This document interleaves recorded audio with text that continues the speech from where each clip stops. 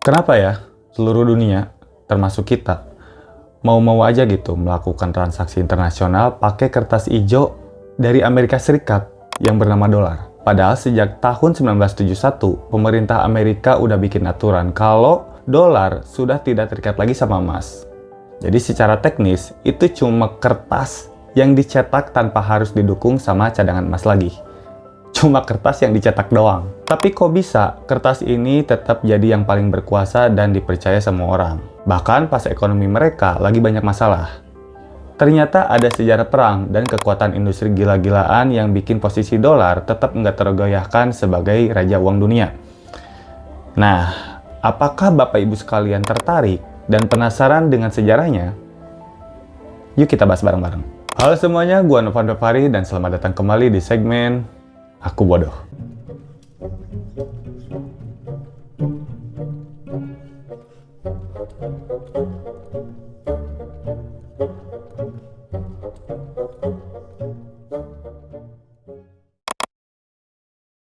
Sebelum masuk ke pembahasan, gue mau curhat dikit. Ngomongin soal emas ya, karena barusan nyinggung soal emas ya. Jadi per tanggal 25 Januari 2026, harga emas di aplikasi Trink Pegadaian itu udah nembus 2,7 juta lebih per gramnya. Dan ada kemungkinan waktu video ini di-upload nanti, harga emas kayaknya bakal naik lagi sih. Mahal ya. Anjir, padahal gue tuh lagi ngumpulin buat modal nikah. Buat jaga-jaga, takutnya kan ditarik nikah kalau udah ketemu jodohnya. Jadi nggak terlalu panik nanti gitu. Tapi sebenarnya modal buat nikah itu udah ada. Cuma setelah gue pikir-pikir lagi, sebagian dari uang buat modal nikah itu gue alokasiin ke dana darurat. Takutnya terjadi apa-apa kan. Ya amit-amit sih. Terus buat dana proteksi gue udah ada BPJS. Dan sekarang gue lagi ngusahain buat gedein income dan investasi. Gue lagi ngusahain punya penghasilan yang settle dulu sebelum nikah. Apalagi di kondisi dan situasi kayak sekarang, kayaknya butuh banyak pertimbangan sih sebelum nikah. Apalagi gue seorang cowok ya, yang akan menjadi imam, yang akan mencari nafkah untuk keluarganya gitu. Ya harus punya tanggung jawab lah untuk memenuhi kehidupan istri gue nanti. Ya kali lah diajak hidup susah anjir. Gak tau malu anjir. Oke lah, kita mulai masuk ke pembahasan utamanya. Kita mulai dari pembahasan soal emas dan dolar.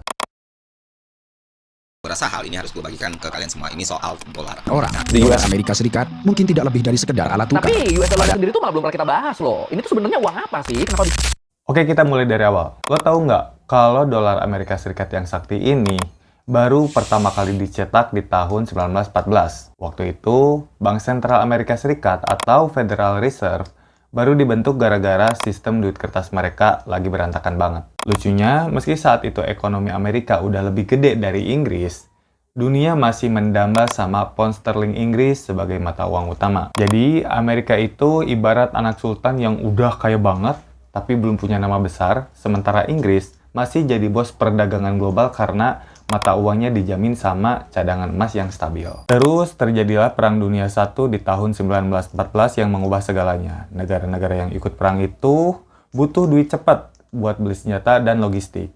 Akhirnya mereka ninggalin standar emas dan asal cetak uang kertas saja buat nutupin biaya perang.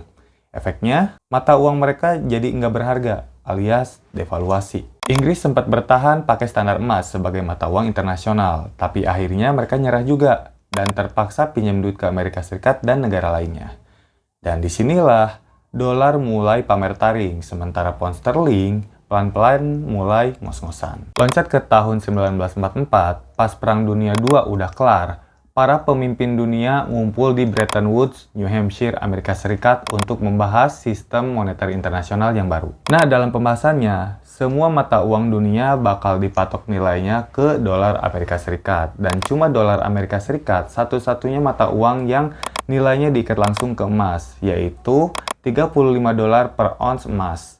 Dan sistem ini dikenal sebagai sistem Bretton Woods. Sejak saat itu, dolar resmi jadi raja uang atau mata uang cadangan dunia. Jadi, kalau negara lain mau stabil atau mau impor barang dari Amerika, mereka wajib hukumnya punya stok dolar di kantong devisa mereka. Tapi, kejayaan dolar rasa emas ini ternyata nggak selamanya mulus. masuk ke tahun 1971, Presiden Richard Nixon bikin pengumuman yang bikin seluruh dunia shock, yang sekarang kita kenal sebagai Nixon Shock. Dia mutusin kalau Amerika nggak akan lagi nukerin dolar dengan emas. Kenapa? Ini dipicu oleh defisit neraca pembayaran Amerika Serikat yang besar dan tekanan inflasi akibat Perang Vietnam. Sejak saat itulah, dolar Amerika Serikat resmi lepas dari emas dan nggak ada lagi jaminan fisik di belakangnya. Lo mungkin mikir, terus kalau udah nggak dijamin emas, kok dolar nggak rontok? Nah, ternyata meskipun sistemnya berubah jadi nilai tukar mengambang gara-gara Nixon Shock, dolar Amerika Serikat justru makin gak tersentuh.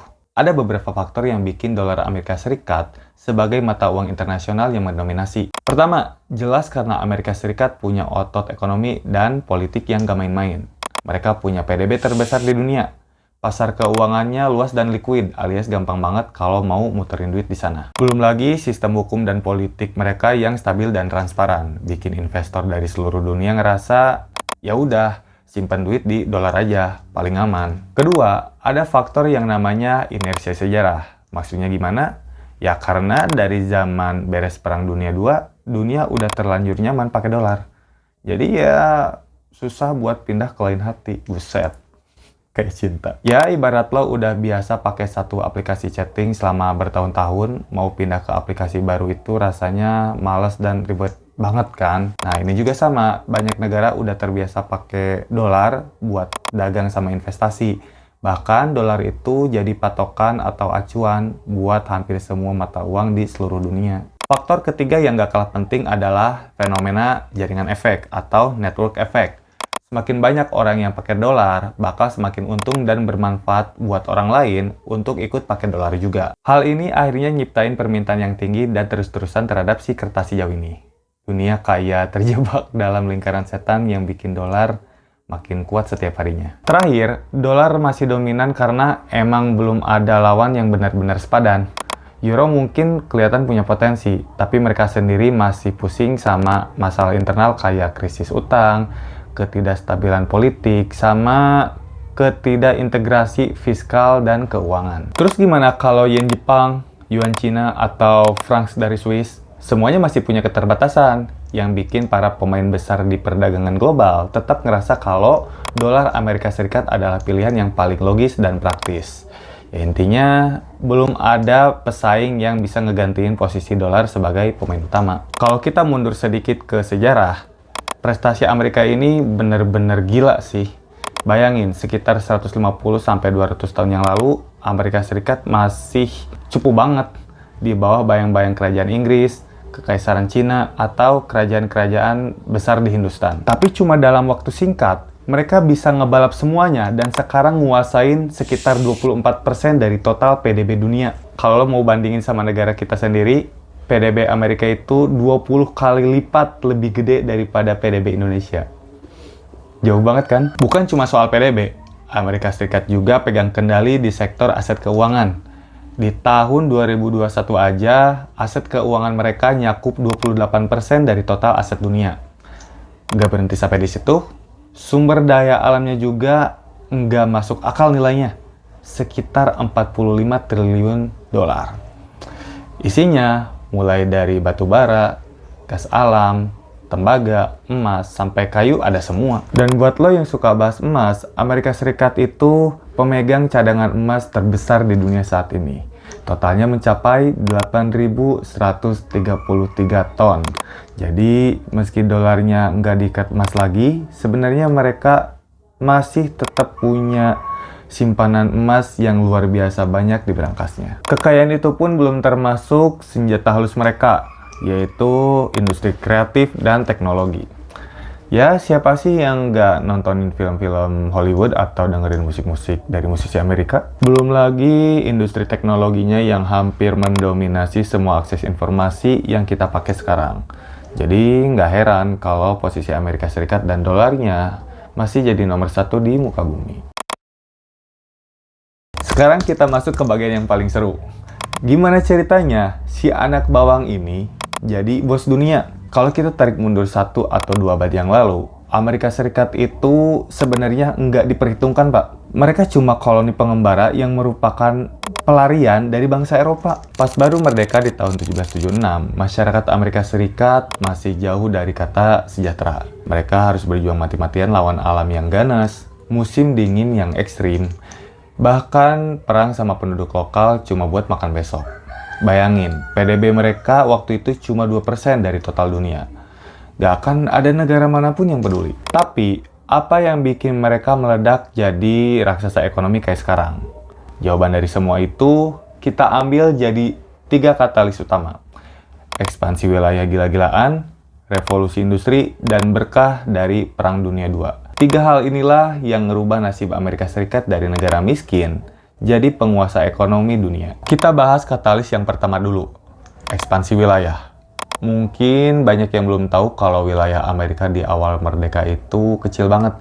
Cuma 13 koloni di pesisir pantai timur. Sisanya, 2/3 bagian barat itu daratan antah berantah yang belum dikuasai siapa-siapa. Cuma dihuni suku-suku asli. Awalnya, mereka bahkan belum sadar kalau di halaman belakang mereka itu ada harta karun sumber daya alam yang luar biasa banyaknya. Akhirnya, mereka mulai haus lahan dan melakukan ekspansi besar-besaran sampai ke pesisir barat. Dan caranya macam-macam. Ada yang beli wilayah dari negara Eropa lain, ada juga yang lewat konflik bersenjata, baik dengan negara Eropa lain maupun dengan penduduk lokal. Selama 70 tahun melakukan ekspansi wilayah, dari tahun 1783 sampai tahun 1853, luas daratan Amerika bertambah lebih dari 3 kali lipat. Dengan upaya perluasan ini, ada banyak cadangan sumber daya alam yang mereka kuasai untuk menjadi basis kekayaan mereka selama ratusan tahun ke depan. Ekspansi mereka nggak cuma di darat, tapi sampai ke Laut Pasifik dan Karibia. Di tahun 1850-an, mereka bahkan klaim ratusan pulau kecil nggak berpenghuni. Incerannya apa? Deposit guano, alias kotoran burung. Kedengarannya konyol, tapi waktu itu kotoran burung sangat berharga buat pupuk dan bahan peledak. Dan strategi agresif ini bikin wilayah Amerika membentang sejauh 16.000 km dari Karibia sampai Filipina. Jalur dagang strategisnya dapat, sumber daya alamnya juga dapat.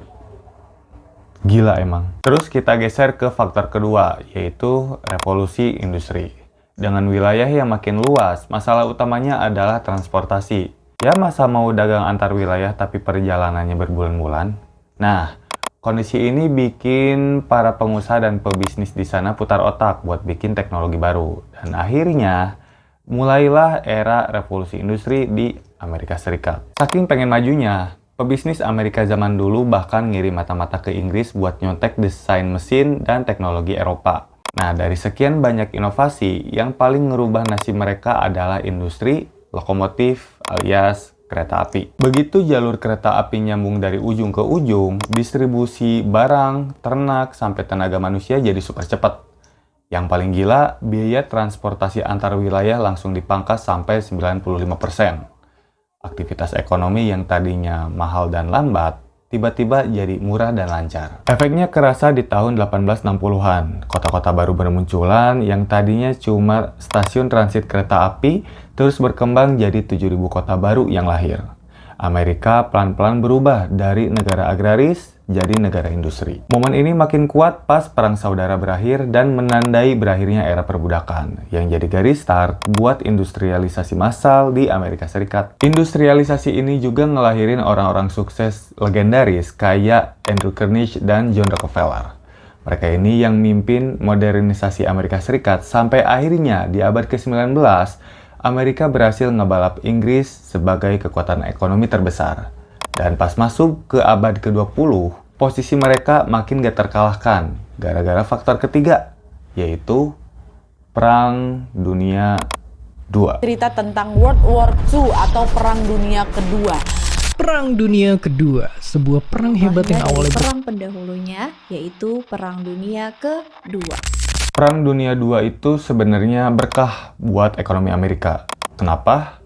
Karena wilayah mereka aman banget, dilindungi sama 2 samudra besar. Jadi nggak kena dampak langsung dari perang yang terjadi di Eropa Afrika, atau Asia. Di saat negara lain lagi sibuk berperang, Amerika malah jadi pabrik senjata buat sekutu. Mereka dapat banyak pesanan alat perang, pesawat, kapal, makanan, sampai baju tentara. Kapasitas produksinya bahkan lebih gede dari gabungan semua negara lain di dunia. Nah, gara-gara jadi pabrik perang, ekonomi mereka tumbuh spektakuler. Pengangguran turun drastis ke angka 1,2%. Ini jadi rekor terendah sepanjang sejarah mereka. Dan produk nasional bruto mereka naik lebih dari 200% dalam 6 tahun saja. Bayangin, buruh pabrik gajinya naik 2 kali lipat dan hampir 60% rakyatnya punya tabungan obligasi perang yang nilainya setara gaji mereka setahun. Jadi pas perang beres, rakyat Amerika lagi kaya-kayanya dan punya dana darurat yang melimpah. Plus, berkat kebijakan politik emas dan perjanjian Bretton Woods di tahun 1944, Amerika berhasil nyedot hampir semua cadangan emas dunia ke brankas mereka. Itu yang bikin dolar jadi mata uang terkuat karena cuma dolar yang dijamin emas secara langsung. Sebelum akhirnya aturannya dicabut sama Presiden Nixon di tahun 1971. Dan sekarang kekuatan itu makin ditambah sama dominasi teknologi informasi dari Google, Apple, Microsoft, Meta, sampai industri Hollywood yang kita konsumsi tiap hari. Tapi intinya, tanpa 3 katalis tadi, ekspansi wilayah, revolusi industri, sama momentum Perang Dunia II, Amerika Serikat belum tentu bisa menjadi negara terkuat di dunia kayak sekarang. Jadi pertanyaannya sekarang buat kita, menurut lo, Indonesia bisa nggak ngikutin jejak Amerika? Kira-kira momentum apa yang bisa jadi katalis buat bikin ekonomi Indonesia melompat jauh di masa depan? Apakah faktor demografi sesuai impian Indonesia emas di tahun 2045? Ya, who knows? Semoga saja bisa. Salah satu isu yang menarik buat dibahas adalah apakah dolar Amerika Serikat akan segera berakhir sebagai mata uang dominan di dunia. Nah, isu ini makin kencang semenjak pandemi COVID-19 kemarin. Ditambah kondisi politik dunia yang lagi panas-panasnya. Amerika lagi dihantam banyak masalah, mulai dari stagnasi pertumbuhan ekonomi, inflasi, pengangguran, sampai krisis di sektor perbankan dan teknologi. Belum lagi persaingan sama negara-negara lain kayak Cina. Plus, munculnya mata uang digital yang bikin orang mikir, masih butuh dolar nggak sih? Nah, tapi apa benar dolar bakal benar-benar lenyap dari panggung dunia dalam waktu dekat? Buat jawab itu, kita harus bisa bedain antara dolar melemah sama dolar berakhir. Kalau dibilang dolar lagi melemah, ya itu memang fakta yang lagi terjadi karena kondisi ekonomi mereka yang emang lagi gak stabil. Tapi kalau dibilang dominasi dolar bakal mati atau berakhir, itu ceritanya beda lagi, Pak. Ada alasan-alasan kuat kenapa si raja uang ini masih akan bertahan sebagai mata uang yang dominan. Alasan yang pertama, dolar Amerika Serikat masih jadi cadangan devisa terbesar di dunia. Meskipun presentasinya menurun ke angka 58%, dolar masih jauh lebih unggul dan ninggalin euro atau yuan Cina. Hampir semua transaksi internasional yang penting, terutama perdagangan minyak dan komoditas utama lainnya, masih wajib pakai dolar. Yang kedua, Amerika Serikat masih punya pengaruh politik yang luar biasa kuat. Mereka punya power buat ngerayu atau neken negara lain supaya tetap pakai dolar dalam cadangan devisa mereka lewat berbagai skema bantuan atau insentif politik. Atau bisa dibilang ngancem. Ketiga, sadar nggak sadar kita semua ini masih terjebak sama ketergantungan produk Amerika Serikat. Coba cek barang-barang di sekitar lo. HP iPhone, laptop MacBook, baju ya mungkin Nike, sampai makanan dan minuman yang bermerek kayak KFC, McDonald's, Starbucks yang padahal itu tuh udah diboykot. Dan kita tiap hari pakai Google, Apple, Microsoft, sampai Meta yang kayak Instagram, WhatsApp, sama Facebook. Pro. Salam interaksi, Bun. Anjing namanya juga jelas. Nah, selama dunia masih butuh dan suka sama produk-produk buatan Amerika ini, otomatis dolar bakal tetap dibutuhin buat transaksi. Jadi, selama ekonomi mereka masih muter dan produknya laku keras di pasar global, dolar bakal tetap punya tempat yang aman banget. Tapi emang sih, kita gak boleh tutup mata kalau sekarang mulai muncul mata uang baru, baik dari negara lain atau sektor swasta, yang nawarin keuntungan dan kemudahan lebih. Kalau pelan-pelan negara di dunia mulai ninggalin dolar buat transaksi, pengaruh politik dan ekonomi Amerika Serikat pasti bakal merosot. Tapi ingat ya, buat benar-benar ngakhirin dolar sebagai mata uang dominan, ekonomi dan politik Amerika harus hancur total dulu. Dan jujur aja, ngeruntuhin raksasa kayak gitu bukan perkara gampang. Dan satu hal lagi, pembahasan ini hanya informasi saja. Jadi bukan mengajak Bapak Ibu sekalian buat menghancurkan dolar dan Amerika. Siapa aing anjir?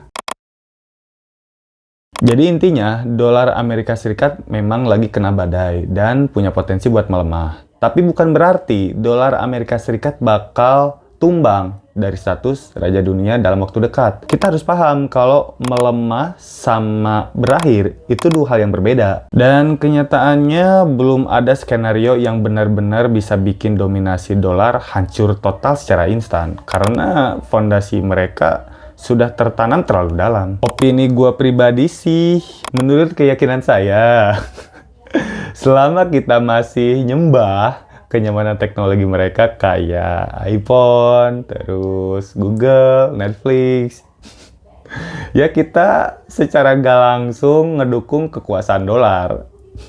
Ya produk-produk mereka, produk Amerika pakai dolar. Ya. Yang paling mungkin terjadi ke depan bukan dolar yang kiamat, tapi Amerika bakal kehilangan taring politiknya karena sanksi-sanksi mereka nggak bakal seampuh dulu lagi buat neken negara lain. Nah, menurut kalian, Indonesia udah siap belum? Kalau misal suatu hari nanti harus lepas dari ketergantungan ini. Ya mungkin segitu dari gua, semoga apa yang gua share ini ada manfaatnya. Sampai ketemu di video selanjutnya. Jangan lupa subscribe. Bye-bye.